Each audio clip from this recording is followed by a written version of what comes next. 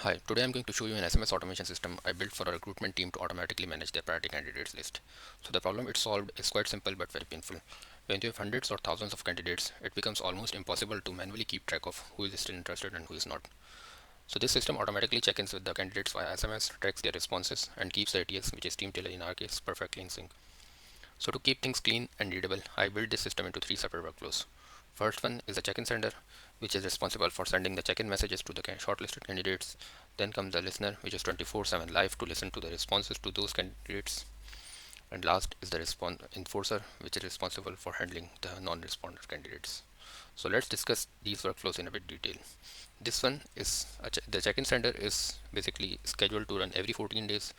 It first checks if it is not a holiday or national holiday today. So for that we are fetching the holidays for that region, and we also check if it is not a weekend on that day. So if it is not the case, then we trigger this workflow. Here we are fetching the candidates from the team tailor in this loop. This loop fetches candidates page by page. We filter them out using some certain tags and store the shortlisted one in the data table. Once the pagination loop is done, we fetch all the shortlisted candidates, loop over them. The loop sends Twilio messages and updates their fields, which is the last SMS send date and the priority statuses on the team tailor. Then comes in the check-in sender. The listener. This listens to the replies to those messages from the candidates. It fetches candidate's detail. If it is a valid candidate, it extracts the message. If it is not, it pop-ups the error. So if it is a valid candidate, we analyze the response first using the code node. But if it is a complex message response, then we pass it to the AI analyzer. So the check-in message which was earlier sent was about basically asking them about their interest to remain in their priority list for the jobs. So they would either send a simple yes or no, or they may send some complex message.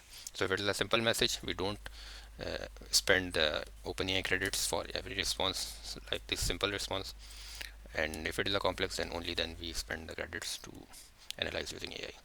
So if the candidate is interested, we keep them in the list. If they are not interested, this workflow will automatically remove them from the priority list on the team tailor.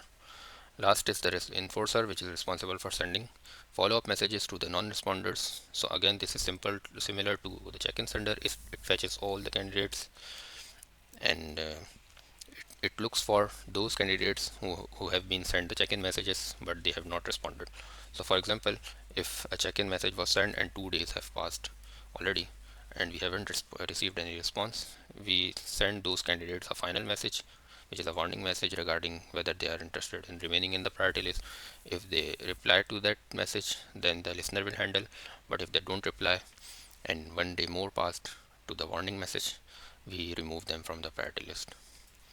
So to see things in action, I have created a test candidate on the team tailor, and I'll execute the workflow to see things in action. So this one is the test candidate. I have added a test number here to test this one. Let's execute the workflow. I have also added a manual trigger here to test a single candidate as well.